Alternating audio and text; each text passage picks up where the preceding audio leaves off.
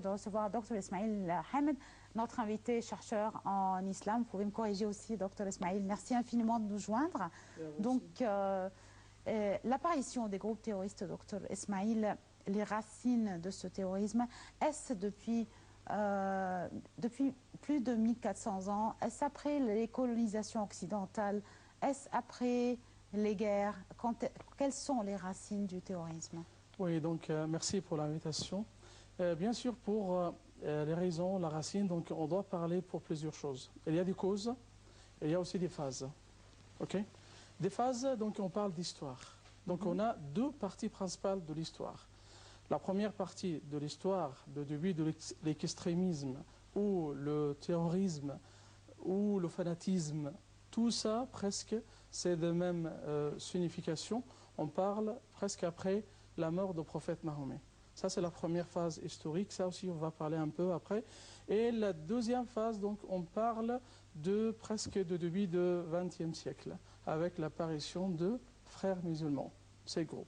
Donc ça c'est, alors, nous avons alors deux phases. Les causes, on parle des causes économiques principalement, c'est l'économie. Donc pour les gens qui sont pauvres, avares, donc, et ceux qui sont tristes dans leur vie. Je préfère parler des phases avant les causes. Okay. Si on parle des phases après la mort du prophète Mohammed, à lui, salut et bénédiction, c'est quand exactement? Ok. Donc même presque avant de la mort du prophète Mahomet, il y avait des gens qui commencent de parler de ce qu'on appelle de nouvelles prophéties. Donc on est de prophètes comme Mahomet, on est aussi comme lui, comme on connaît là le Murtadin. Ça, cet événement-là, ces groupes-là commencent presque les dernières années de la mort du prophète Mahomet. On connaît Moussaïlem al-Kazab, on connaît bien sûr aussi l'Aswad al-Ansi. Même aussi, il y avait une femme aussi qui était aussi avec des tribus arabes. Donc, mais alors, ça commence élargissement, ça commence d'agrandir à la suite de la mort du prophète Mahomet. Ça a pris de l'ampleur? Oui. C'est après la mort du prophète Mahomet. Alors, ça commence d'être agrandi. Ça, c'est pour le mouvement où la pensée est extrémiste, particulièrement avec Shia. Donc, on a aussi deux points de terrorisme, d'extrémisme, avec le chiisme, avec aussi le khawarij. Donc deux groupes, alors c'est avec des pensées très loin de l'islam.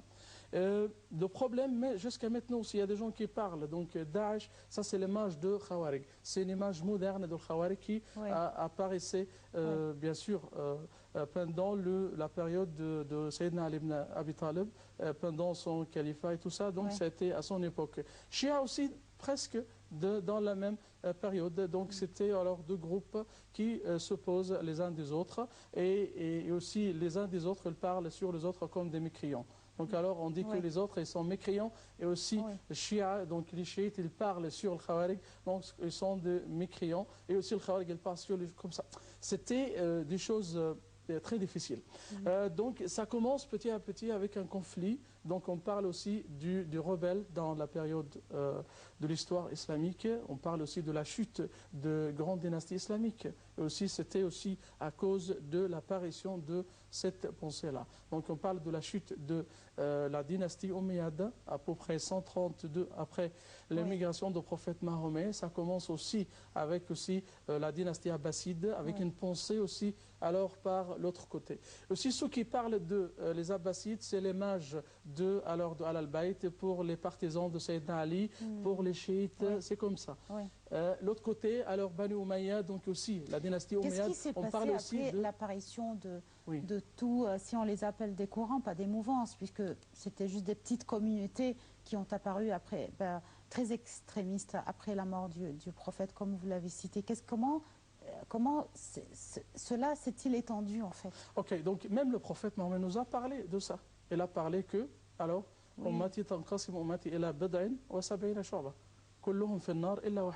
le problème que les 72 groupes-là, quoi? Si on pourrait traduire cette phrase qui est donc on parle du prophète Mahomet, alors il nous parlait concernant alors d'une apparition de plusieurs de 70 groupes. Alors, tous prétendent qu'ils ont le droit et les autres ne sont pas sur le bon droit ou le droit chemin et tout ça. Donc ils sont tous à l'enfer, il n'y a qu'un seul groupe, c'est le meilleur groupe, c'est le groupe qui marche sur le trace de Al-Kitab wa Sunnah. Le problème que tous les groupes, c'est avec les pensées différentes, avec aussi l'interprétation des versets de Coran, de tradition du prophète Mahomet, aussi chacun, elle prétend que moi j'ai le droit, moi j'ai la religion, j'ai le culte véridique. Et les autres, bien sûr, ça c'est les autres sont des mécréants, ça c'est une catastrophe, bien sûr. Et même de ça, le prophète nous a parlé. Quelle est la différence, Dr Ismail, aujourd'hui entre l'apparition de ces petites communautés, si on, entre guillemets, extrémistes, et aujourd'hui les mouvances extrémistes et les groupes terroristes que nous pouvons voir, ces mouvances très extrémistes en fait, en dehors de l'islam, de l'interprétation de l'islam. Donc ça c'est comme une extension de la pensée extrémiste. C'est une extension. Ça représente le problème, tu connais. On a des principes de l'islam, ok? On a des principes. Il n'y a pas de doute de n'importe de tout ça.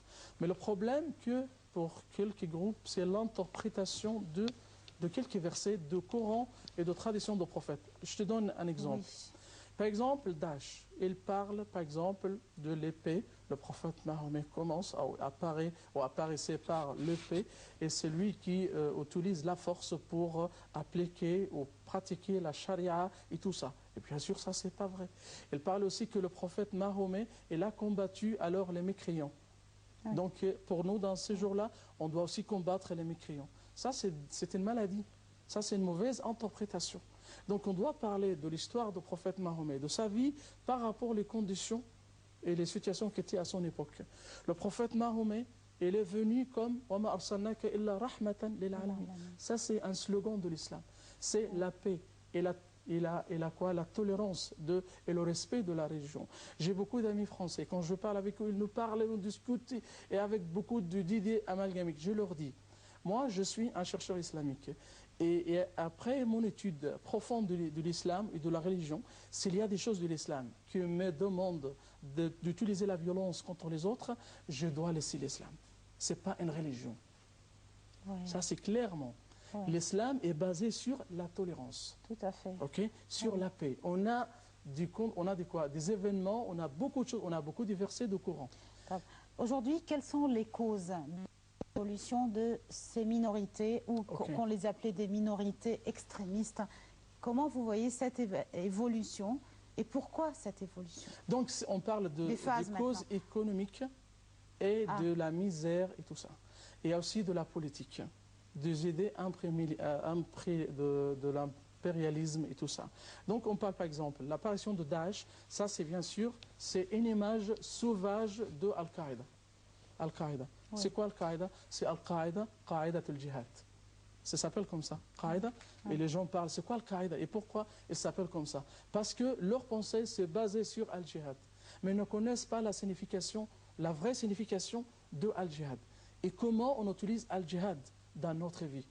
Et ce n'est pas pour massacrer les gens, pas pour tuer les gens. L'islam, par exemple, c'est imagine, alors pour un musulman, un homme musulman, il peut marier une chrétienne. Donc c'est une femme pour lui, mais croyante. Donc comment un homme croyant, un homme musulman, c'est d'après la pensée de l'islam, alors marie ou épouse une femme chrétienne, que bien sûr qui n'a pas de même religion. Parle de moi. Donc alors il faut la tuer. Non, pas possible. Le prophète Mahomet, il a épousé 2 femmes juives. Il a épousé une femme chrétienne. C'est quoi? Ça, c'est une image de la tolérance. Je te parle juste pour quelques versets du Coran pour alors affirmer de notre idée.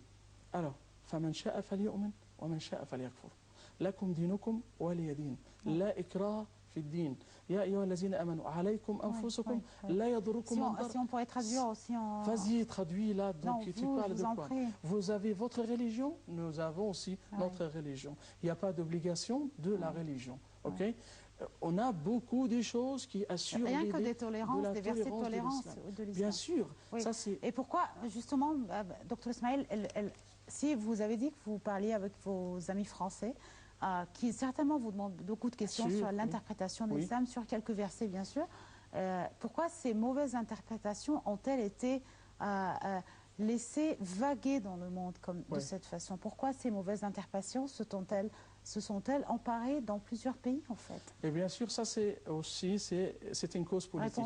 On parle d'avant d'une cause économique. Des gens pauvres qui n'ont pas de bonne vie, qui n'ont pas d'espoir de la vie, qui n'ont pas d'opportunité de travail. C'est plutôt des jeunes qui ont l'esprit assez frais encore et qui sont un noyau qui est prêt peut-être à écouter tous ces pensées extrémistes. Oui, c'est ça l'affaire. Donc on parle à l'origine, c'est une cause économique. Après une cause politique pour certains pouvoirs dans le monde qui veulent déformer l'image de l'islam. Ceux qui considèrent que l'islam c'est un ennemi. Donc on doit présenter les musulmans dans une image toujours négative. Donc c'est l'islam se rattache toujours de l'idée de l'extrémisme, de la violence et tout ça.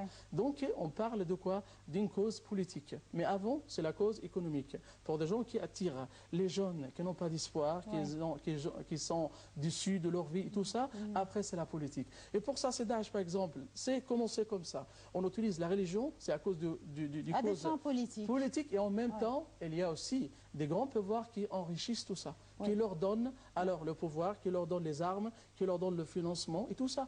Les États-Unis, depuis des années, ils ont fait des coalitions contre Daesh pour dégager Daesh ou pour débarrasser de ces groupes qui constituent à peu près 20 ou 30 000 militaires ou comme ça. Est-ce que les États-Unis, avec centaines de pays, avec des armes, avec tout ça, elles ne peuvent pas? Non.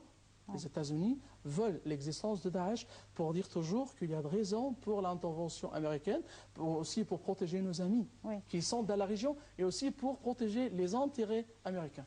Aujourd'hui, nous assistons de la part de l'Égypte, de la part d'Al-Azhar, al-Sharif, de la part du chef de l'État, Abdel Fattah el-Sisi, de la part de plusieurs pays arabes, des pays musulmans, qui ne croient qu'à l'islam modéré, comme l'Égypte le prône ici. Les médiations, les tentatives sont grandioses.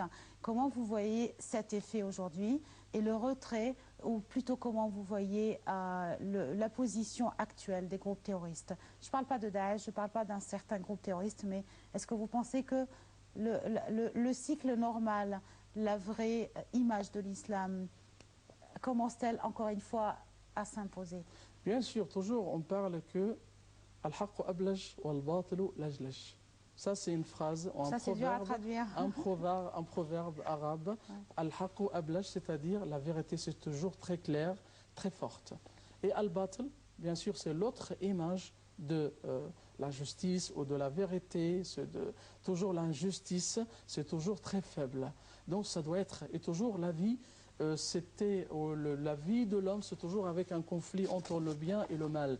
Mais c'est toujours, le bien doit dominer, alors qui domine la scène toujours, même qu'il y a de mal, qu'il y a du problème, qu'il y a d'injustice dans la terre. Mais toujours, ça ce qui fait toujours l'équilibre.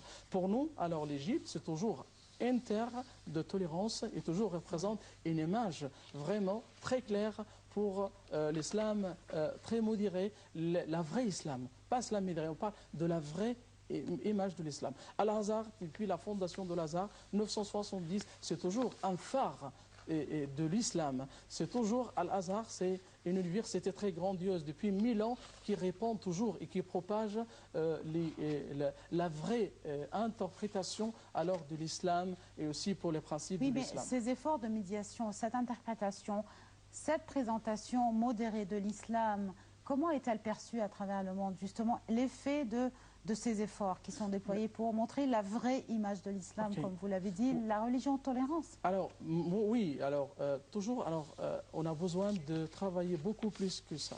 Al-Azhar, et aussi avec Ad-Dua, les prêcheurs de l'Azhar doivent faire aussi des efforts plus forts. Al-Azhar aussi doit bien éduquer alors les prêcheurs, alors qui les envoient dans tout le pays du monde pour parler sur l'islam et aussi pour donner les gens la vraie image de l'islam. Mais toujours, tu parles d'une force plus forte de ça. Tu parles des médias qui détestent l'islam, qui toujours veulent, tu parles, que les médias sont contrôlés par des juifs, par les juifs, ils parlent des gens qui n'aiment pas l'islam. Donc ils veulent toujours montrer l'islam comme ça. Et ça c'est toujours l'insistance des États-Unis de laisser Daesh pour travailler là-bas, parce que toujours ils gagnent de ça. Parce que toujours, ça c'est l'image de l'islam, toujours ils font les gens, et ils ont peur de l'islam, et toujours on répand, propage de l'idée de l'islamophobie dans tout le pays du monde. Donc alors toujours là, c'est les musulmans, donc on doit les débarrasser. Bon, si on parle d'un candidat des États-Unis, là, Trump, c'est qu'il parle par une façon horrible. Ça c'est toujours un résultat